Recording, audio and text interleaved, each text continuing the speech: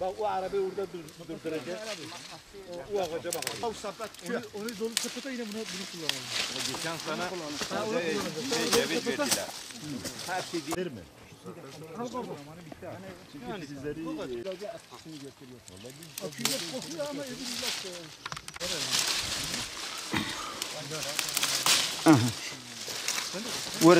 Şöyle yanına alalım istersen. Kayıtını halos. Bizim proje mühendisi nereye gitti? En güzel üzümü Miri ismi. Miri olarak yörenin en güzel üzümüdür.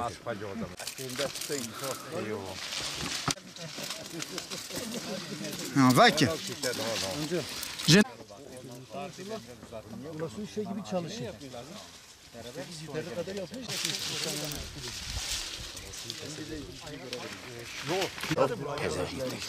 da Bir karış toprağı topluyor yok. Yalan. Sana gelmezse nasıl vereceğim? İsmim Emrullah Yurtada. Bitlis İl Tarım ve Orman Müdürlüğü'nde tekniker olarak görev yapmaktayım. Bugün Hizan ilçemizde üzüm hasadı başladığı için İl Müdürümüz ve teknik personel arkadaşlarımızla beraber buradaki üzüm hasadını yerinde görmeye geldik. Hizan ilçemiz dağlık, yamaç arazilere sahip bir yapıya sahip olduğundan dolayı genelde düz arazilerde tarla bitkileri yetiştirilmekte. Yamaç arazilerde ise meyvecilik yapılmakta genelde. Geriye kalan alanlarda zaten tarım alanı olarak tarla bitkileri yetiştirildiği için yamaç arazilerde hem getirisi daha yüksek hem de uğraşı çok fazla olmayan meyvecilik yapılmakta. Hizan ilçemizde yaklaşık olarak 14.000 dekar alanda, il genelinde ise 15.000 dekar alanda toplam bir üzüm üretimimiz var bizim.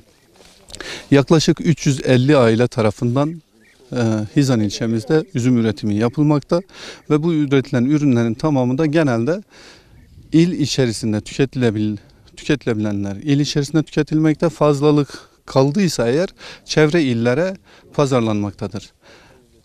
İl genelinde 14.000 dekar alanda yaklaşık 12.000 ton civarında bir üzüm üretimimiz gerçekleşmekte.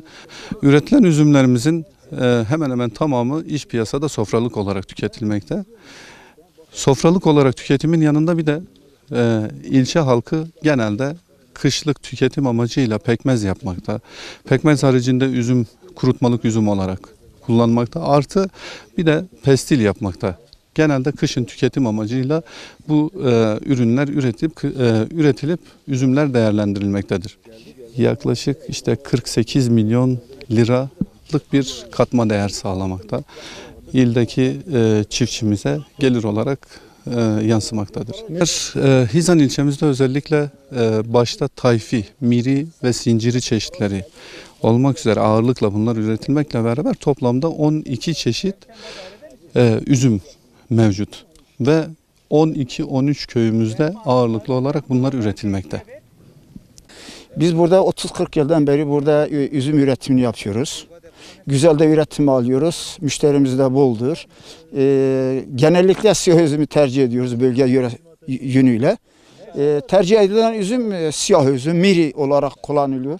Genellikle Hizan, Tatvan, Bitlis çevresine satıyoruz. Zaten zorla 3 milyon, 3,5 veya 2 arası artık üzümden üzerine değişiyor. Yöreden yöreye değişiyor.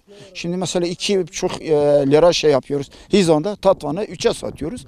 Tatvan'da Bitlis'te satıyorsa 4'ten aşağı veremeyiz. Çünkü kurtarmıyor. Verim çok güzel. Verim çok güzel. Çok iyi. Şimdi bakıma bağlıdır. Bakıma bağlıdır. Eğer bakarsan bağ olur, bakmasan da olur. Yani güzel bir verim alıyoruz burada. İske salam ve işi hanike dükün. Görev üzümcülüğü yan ettirir. Eftiri hanike hem datin genel ağacı yöresel üzüm ettirir. Tiri meci ağlabi miri jerabejin. Yani hem zaf hacc etkin. Çünkü yörede bölgemede avdıça. Hem memnunun. Genel ağacı zamanı ki meddebine ali demek blanı xivide da daxili. kirya araba و mazot baha bir genel oyu am tatan hizam bilisiyla difruşun. İlk çıkışı da niski sinif çaradı. Çapıştı hay düşmüşler hatta dudojiti. Razima o guri sari diji zasp hayna randın. Yalnız bali emekiye bali bakım oyatı çıka emek bitti boş bir. Ve tütü emek nekti verimajı düşük bir. Tarım van raza destek ve em haciyama kefte ban ahat dedin. Vakti ku keva em haciyama hebe istekoma hebe kontrol ve hebe tibi kontrol ki anı gülü demek istekime deteme. Teri olarak girtin navi em niski 10 tonu zedem tkari bigri. İşimin meslekim elektrikçiye, o sucuya, o genel olarak tarım ilgilenmiştim. Çünkü o tarım ko am çitkap sevinmiştim, bir mutluydum, bir memnundum. Tarımcıyım, ziraatçıyım. Rahimin nava tarımı ziraat edana. Mala xwajimiz aşka tarım ziraat onya nava urmani. İmkanatı on çiğ. Çünkü vakti devlet destekler on ucuz zaman. O neden? Ucuz korun hemen. Kudretolu bereketi bir tabu mali Müslüman yemeji. Evet. Üretim ona zekada. Milletime toplumu maçı kohiro be. Zümrüt örnek söylüyor. Haklıdır. Her şey haklı. Müslümana millet etti. Her şey haklı. Kimse alanlarına konular değil. İşin gerçeği yüksek yolu var.